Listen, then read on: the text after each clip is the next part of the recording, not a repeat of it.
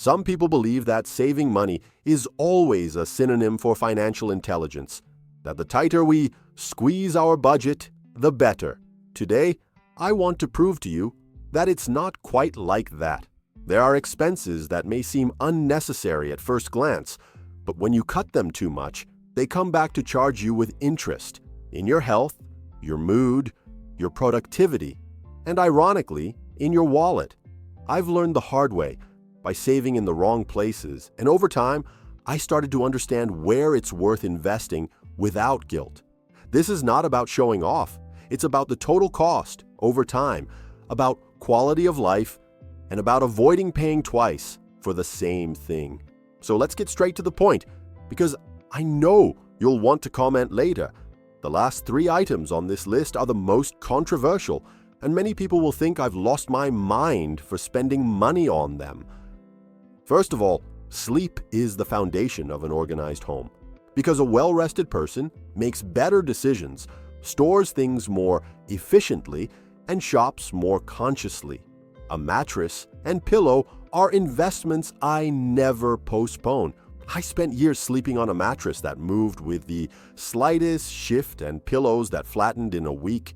I would wake up exhausted and irritable, and everything would snowball. Clutter piled up, patience vanished, and my eating habits went off balance. When I switched to a mattress with just the right firmness and pillows with proper support, my mood improved, my back thanked me, and my days became more productive. If you spend a third of your life lying down, why treat that as a secondary purchase? Divide the cost by the years of use and compare it to the damage caused by poor sleep. The math changes dramatically. Efficient cleaning starts with the right tools. I don't skimp on 3 things: a vacuum cleaner that actually sucks, preferably with a filter that doesn't release dust back into the air, high-quality microfiber cloths, and a squeegee or mop that doesn't just spread perfume dirt around but truly removes it. With a weak vacuum, you have to go over the same area 2 or 3 times and still stir up dust. With cheap microfiber, you scratch surfaces and leave lint behind. With a flimsy mop, you twist, break it, and end up buying another.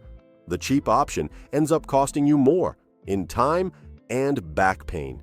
A compact but high-quality cleaning kit prevents your cabinet from being crammed with useless supplies that don't actually solve anything. A drama-free kitchen depends on a few quality items. I don't buy cheap cookware to use every day. I'd rather have 3 good pieces: a medium-sized pot, a non-stick frying pan, and a tall pot, than a huge set that warps in 3 months. I pair that with a knife that truly cuts and a simple sharpener. The result? Faster meal prep, less oil, less smoke, and fewer ruined dishes. Another thing I don't save on is airtight containers. They don't have to be the trendy brand, but they must seal properly, go in the freezer and microwave, and not retain odors. Anyone who has lost half a kilo of beans because of a flimsy lid knows that waste often lives in cheap purchases. The laundry room is fertile ground for false savings. I avoid low-performance detergents and fabric softeners that leave a clean scent but dingy clothes. I prefer a concentrated detergent that cleans with less, a stain remover that actually works, and a sturdy drying rack that speeds up drying without damaging fabrics.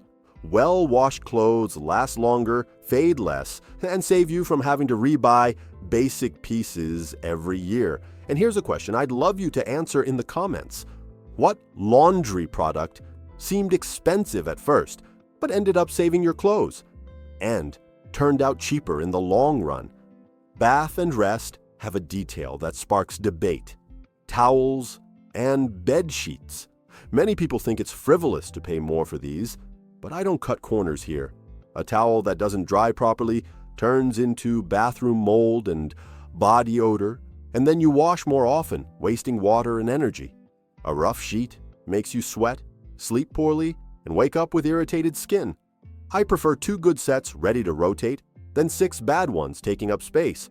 The rule here is simple: fabric that dries quickly, doesn't shed lint, and doesn't turn into a rag in 3 months. Tell me in the comments, do you think spending more on towels and sheets is over the top, or have you already calculated the cost per use?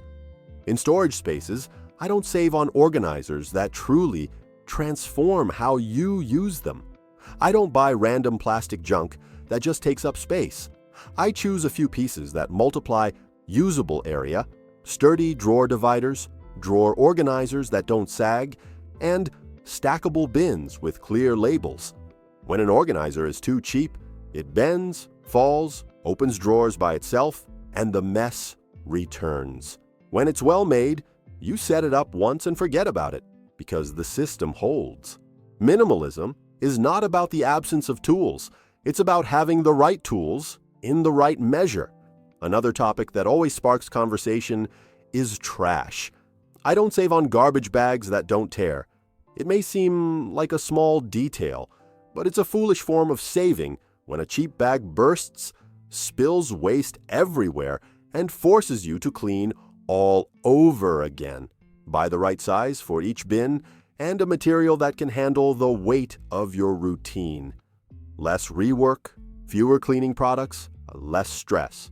In the same spirit, I choose good quality sponges and dish brushes that clean without scratching and don't turn into a bacteria colony in 2 days. Water and air quality are investments almost no one sees, but everyone feels. I don't save on a reliable water filter. Drinking more water becomes easier when it tastes neutral and is always within reach. This naturally reduces soda and juice consumption without effort.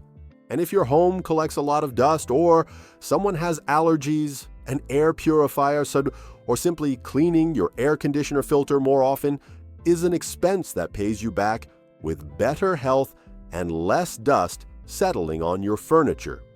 Less dust means less cleaning time and fewer cleaning products used.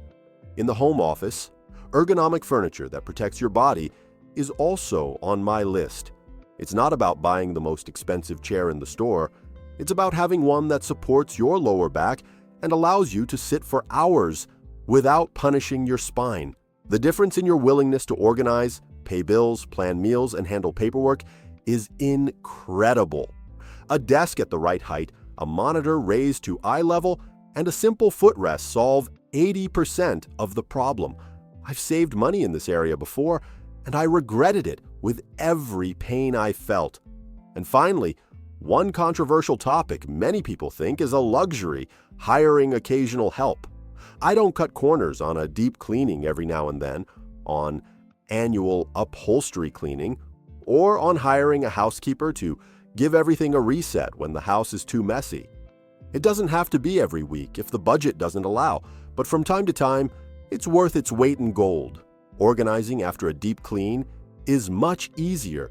Systems stay in place, and you don't end up constantly putting out fires.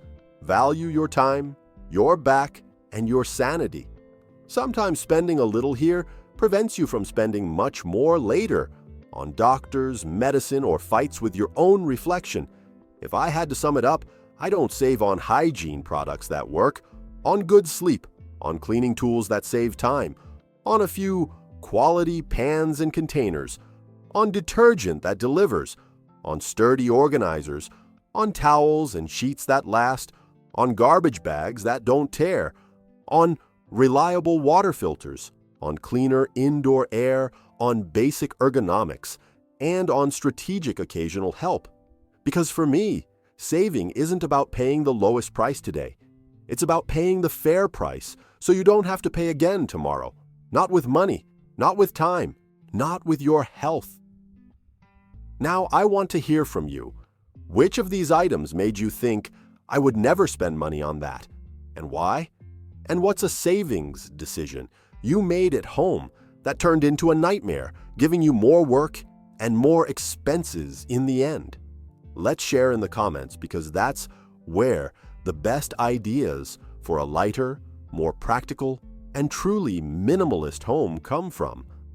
I hope this video helped you, and if it did, don't forget to subscribe to the channel to receive more valuable content like this. A big hug and see you soon.